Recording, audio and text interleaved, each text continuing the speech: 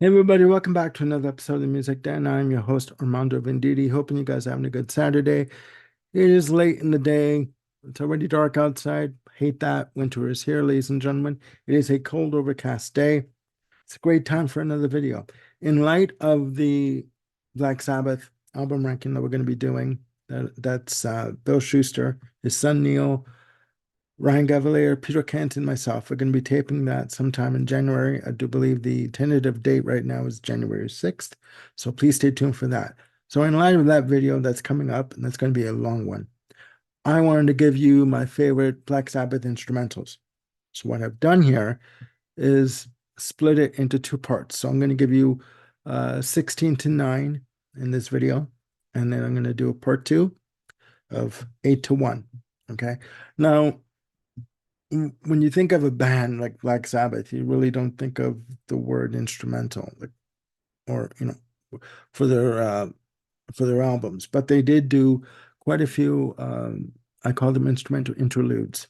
Okay, they didn't last very long. Most of them were like a minute and 7 seconds, 50 seconds. I think the longest is like 2 minutes and 57 seconds. Okay, some of them were quite brooding, some of them were quite rocking, and some of them were quite beautiful.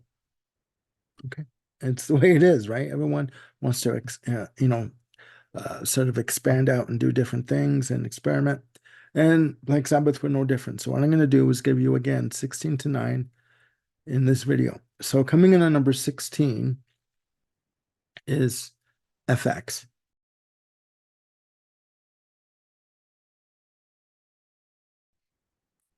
from their 72 release, Volume 4.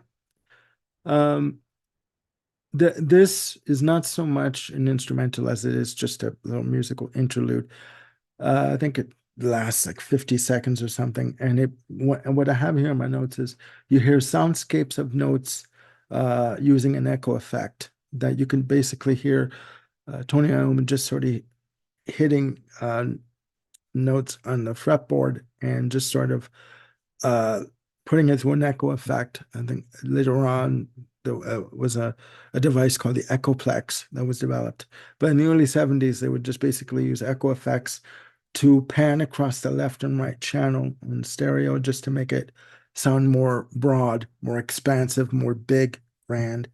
Um, this created quite an eerie effect, right? And again, they would just basically little small interludes between tracks, and they would always segue into uh, the next track coming up. That's number 16. Coming in at number 15 is E5150.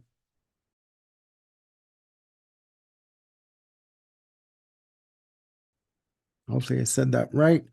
From Mob Rules from 81.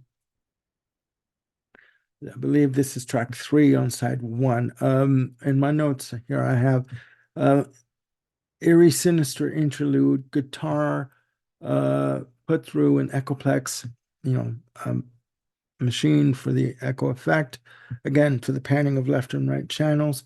And then as it goes on, there are keyboards that come in very slow, ominous.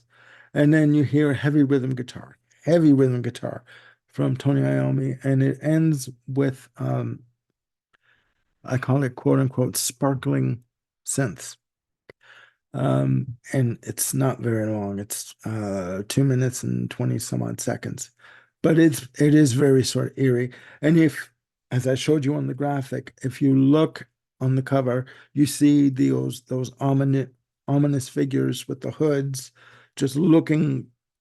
Obviously, it's a drawing, but they're looking straight at you. So it's like you almost feel like they're coming to get you to take you to hell, that kind of a feel. And let's be honest, I don't want to shake the camera. Black Sabbath were really good at doing that, at creating that eerie, haunting image and effect. So that's number 15. Coming in at number 14 is the first of two from this album on this list, Stonehenge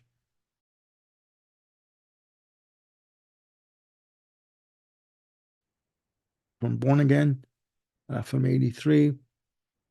You know, the infamous album cover with the devil baby. Um, it was said that Ian said that when he saw Ian Gillan, I should say, on vocalist at the time, said that when he saw the album cover, he threw up.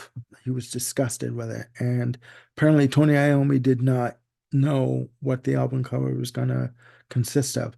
So for Stonehenge, you have basically an eerie, in my notes, I have eerie synth passages, swirling synth sequences, guitar effects.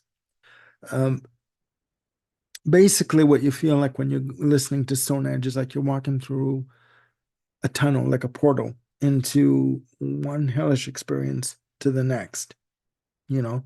And it ends with the effect of a heartbeat at the end of the track. It's number 14. Coming in at number 13, again from Born Again, The Dark.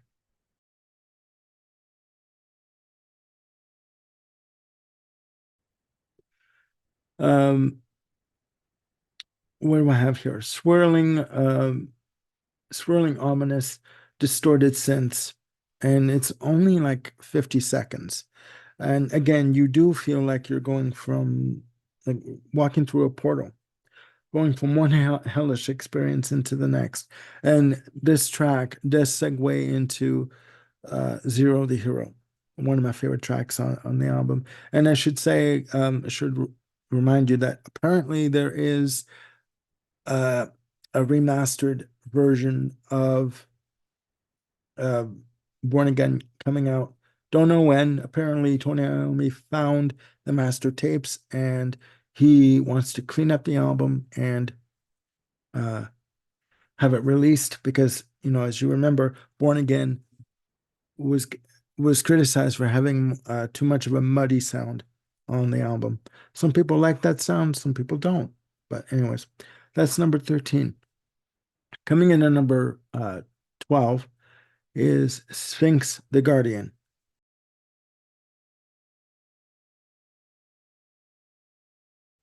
from 86, Seventh Star, which at the time they came out was supposed to be Tony Iommi's solo album, but the record company felt that they could sell it better if it was labeled a Black Sabbath album. So you see Black Sabbath featuring Tony Iommi listed on the cover. Sphinx the Guardian starts off with wind effects and very serene synth passages that sort of build and build and build. And then up to, they sort of build up in volume until they segue into the next track. Okay. Just a minute and 7 seconds. I really don't believe it. You know, there's really not much to the track, but it sort of kind of builds, it sort of builds an atmosphere in terms of the music on the rest of the album. Coming in at number 11 is The Battle of Tyr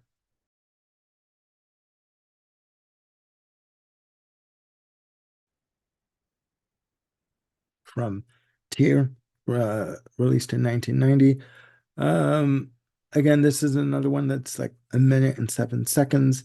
Uh, the synth part, in my notes I put starts off very tiny, very small, uh, almost inaudible, and then it kind of breaks out in dramatic synth orchestrations that tend to build and build and build, and then it segues into the next track that comes up. Um, Coming in at number 10 is The Gates of Hell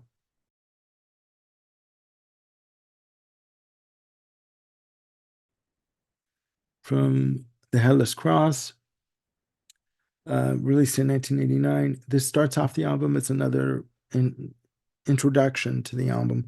Minute and 7 seconds. Uh, swirling wind effects, I have in my notes, combined, intertwined with swirling synths and distorted vocals. Right? And as you can tell from the album cover, you know, it's like a cross from build up from a, that would be on top of a tombstone, a big, stone cross. Very ominous, very eerie. Um, you know, and again, Black Sabbath were very good at that. The last one on my list, coming in at number 9, is Breakout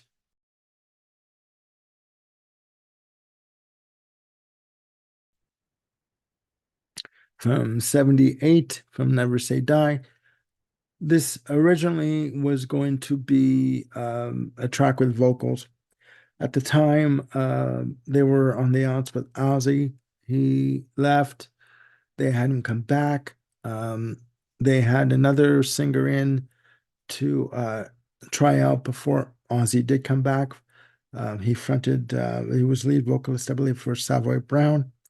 The name escapes me right now. My apologies. But Ozzy refused to sing the lyrics for this song, so it's remained an instrumental. And in my notes, I have here steady brooding drum pattern, heavy rhythm guitar, heavy rhythm guitar on this track, um, with a big horn section, which it was not really indicative of Sabbath to use horns. They never really did use horns, but they use a horn section on this track, and the end of the track ends with like a wall of horns, different types of horn sections that come in and they sort of overlap one another. They kind of again build up a wall of sound, a wall of horns, let's say. So that's number 9. So that's it for this episode, part 1 of favorite Black Sabbath instrumentals. Uh, Stay tuned for part 2 from numbers 8 to 1. That's coming up. I will also be doing a show with Brian McFadden today on live album series part 2 on Rush, Exit Stage Left. That's coming right up. So please stay tuned for that. And I will see you soon with another video. Please look after yourselves and one another. I'll see you soon, guys. Bye for now.